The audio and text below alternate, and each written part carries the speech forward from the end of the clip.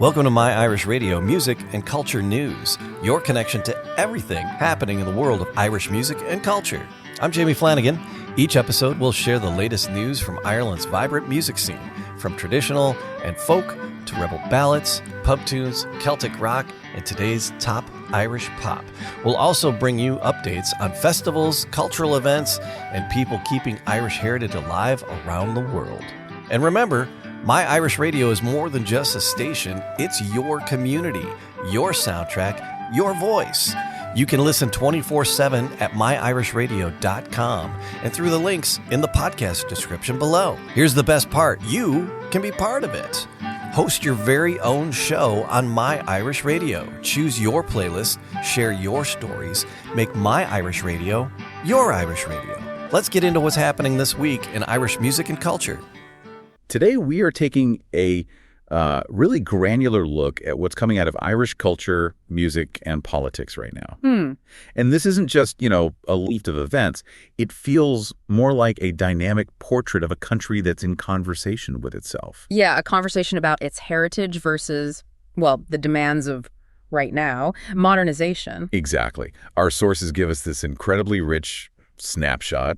On one hand, you've got these vibrant artistic milestones, new music, big anniversaries. And on the other, you see these really high-stakes governmental moves, landmark legal rulings, things that demand accountability. It's a truly complex picture. It is. So we're going to structure this deep dive around that central tension. Okay. Preserving the past versus reshaping the future. Okay. We'll start with the creative economy, the new releases, and the institutions supporting it. Then we'll pivot to the heavier stuff, the political and legal shifts. Right. And just to hook you in before we get started, we have this new historical drama that everyone is talking about. Oh, House of Guinness. Yes, about the Dublin brewing dynasty. And the buzz is that it's somehow both Downton Abbey and Succession. That mix of sprawling history and ruthless family power struggles. It feels like the perfect metaphor for everything we're looking at today. Okay, so let's start with the sound of Ireland. What's so remarkable, I think, is the strength of both the individual artists and the institutions that support them. It's that constant evolution that stands out. I mean, just look at the sheer output. You have traditionalists like Deirdre Masterson. She's just released Amazing Grace, which, immediately anchors you in that classic sound. But then you also see that foundation being tested, blended. That's the perfect word for it, blended.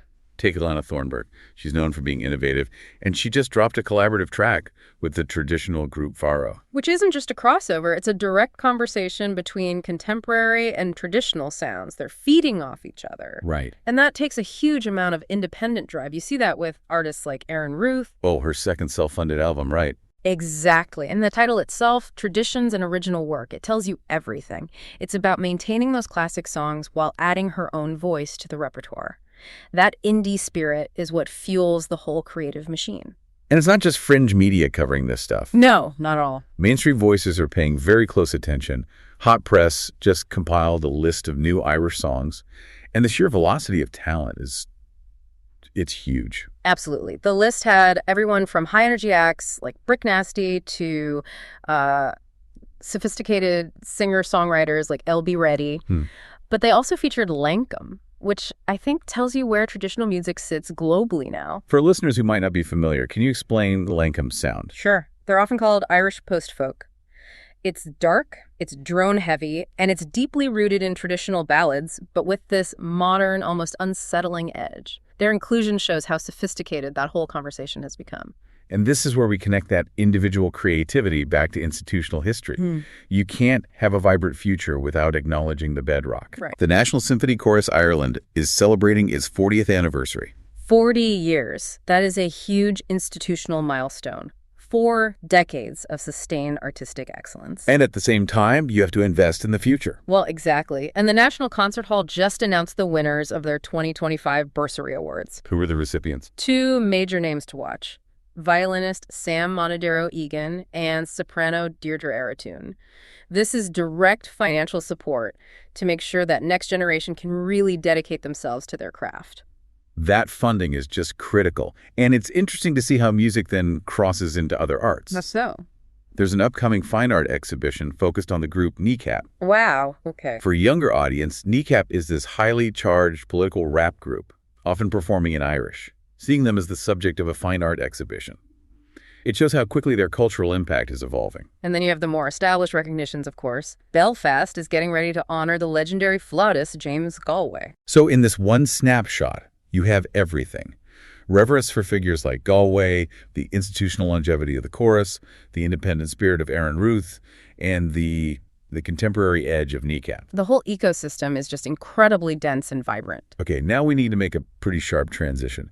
We're moving away from artistic celebration to some extremely high-stakes decisions and cultural policy issues. You're listening to My Irish Music and Culture News, brought to you by My Irish Radio, streaming the best in Irish and Celtic music all day, every day. From classic jigs and reels to the latest Irish rock and pub favorites, we celebrate the sound of Ireland worldwide. Want to be more than a listener? Be a host. Share your love for the Irish music by hosting your own show on My Irish Radio. It's easy to get started. Just send us an email, myirishradio@gmail.com. Don't forget, you can listen 24/7 at myirishradio.com. Make My Irish Radio your Irish Radio. Okay, now we need to make a pretty sharp transition. We're moving away from artistic celebration to some extremely high-stakes decisions and cultural policy issues. Right. This is where that tension between tradition and reform really comes into focus. And I think the biggest story here is the UK Supreme Court ruling on religious education in Northern Ireland. It's the single most impactful story in this section, for sure. This is a profound challenge to the status quo. It sets up a major cultural conflict. Can you break down the practical implications? What actually changes in the classroom? Well, for decades, RE in many Northern Irish schools had a very specific focus, usually an overwhelmingly Christian one. This Supreme Court ruling mandates a structural change. RE must broaden its curriculum to include a whole range of faiths and worldviews. So it's essentially a move towards secularizing a part of public education. Exactly. Recognizing a modern multi-faith society. And this isn't just a suggestion, it's a legal requirement that directly challenges the traditional role of Christian instruction in state schools. And we know this has provoked a significant reaction. Oh, absolutely. The pushback from various Christian leaders has already been noted. It highlights just how difficult it is to move away from a traditional, established structure. It's a perfect example of the legal system forcing modernization onto a resistant historical norm. And speaking of institutions and accountability, the sources also highlight another critical issue: the frustration from survivors of sexual abuse in churches in Northern Ireland. Yes. They've written directly to the First and Deputy First Ministers. This is a major test of political commitment. And what are they asking for? They're demanding a public inquiry. And the core of their frustration is the delay.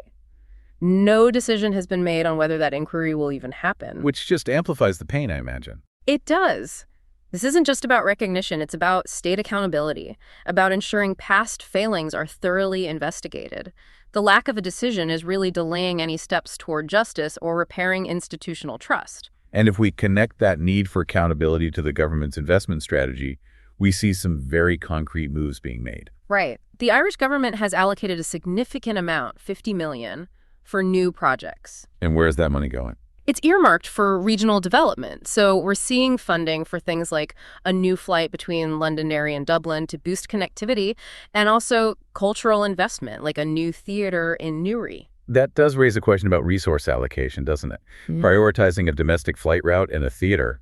It's a dual approach. It is. But contrast that $50 million spend with another major government move, the landmark acquisition of 235 acres of land at the historic Castletown House. Wow. This is less about immediate economic stimulus and more about long-term cultural preservation.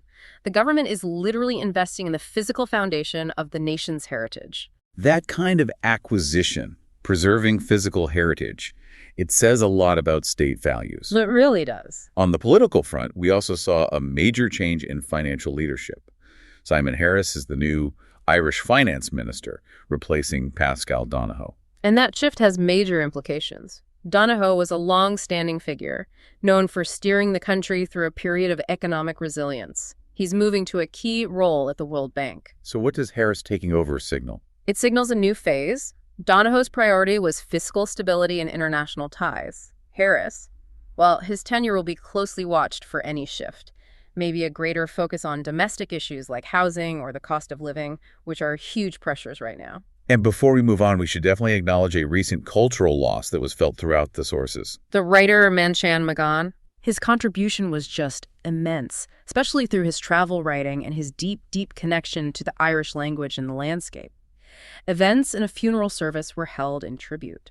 His loss is a reminder that the national conversation is constantly shaped by these figures who bridge the ancient and the modern.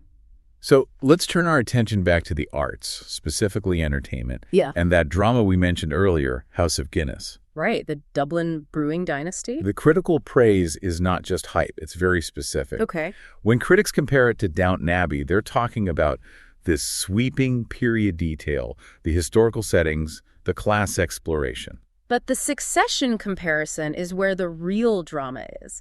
That suggests a ruthless portrayal of generational conflict, ambition, the struggle for control of an empire. I think that juxtaposition is what makes it so fascinating. The historical weight of Guinness set against a modern lens of corporate maneuvering. Yeah, that's brilliant. What else is happening in the film world? Well, the Irish Film Institute hosted the Irish premiere of the acclaimed French film, The Ice Tower, which shows a commitment to those international cultural ties.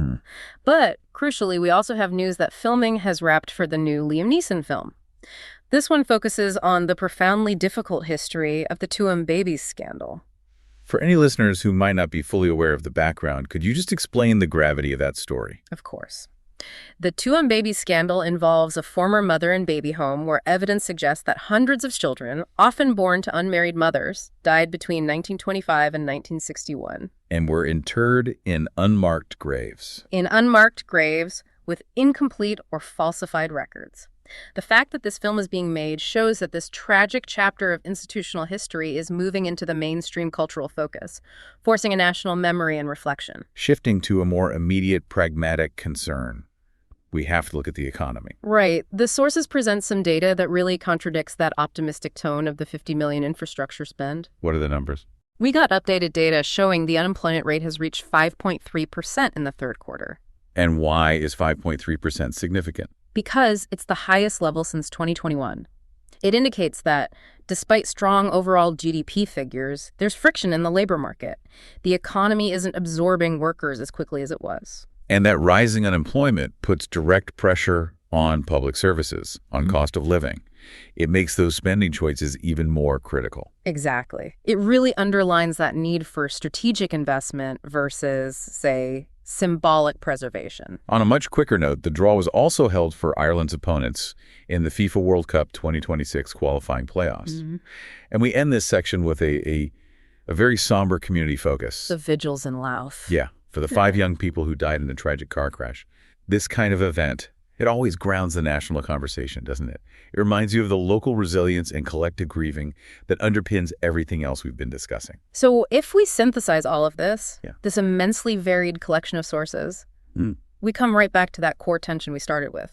You see a culture that is fiercely committed to its artistic traditions, the 40th anniversary of the chorus, the land acquisition at Castletown House, but at the same time, it's recognizing it has to modernize and reform these really deep-seated institutions. Right. It's a country celebrating the longevity of its cultural institutions while navigating the messy, often painful process of required reform. Whether that's the legal challenge to the religious curriculum or the essential demand for accountability from abuse survivors. Every single piece of information we looked at highlights a nation that is actively reshaping its future while meticulously preserving its past. And what's fascinating is how these two things, physical investment and cultural reform, define the national identity. Given the government's landmark acquisition of land at Castletown House, which is an investment in the tangible, immutable past, while at the same time, the UK Supreme Court rules that the traditional religious education system must be fundamentally challenged and changed. It leaves you with this question, we ask you. How do these two actions, investing in physical history versus legally challenging a cultural tradition, how do they affect a country's identity? What is the true cost and what's the ultimate benefit of holding onto the stones of the past while simultaneously rewriting the moral curriculum for the future? That's it for this episode of My Irish Radio, Music and Culture News. Thanks for joining us. And remember, you can hear the best in Irish and Celtic music 24 hours a day at myirishradio.com. If you ever dreamed of sharing your favorite tunes and stories, now's your chance. Become one of the hosts. Host your own show right here on My Irish Radio. Just send us an email. It's easy as that. myirishradio@gmail.com. Until next time, it's Jamie Flanagan. Keep the music playing and keep Ireland in your heart.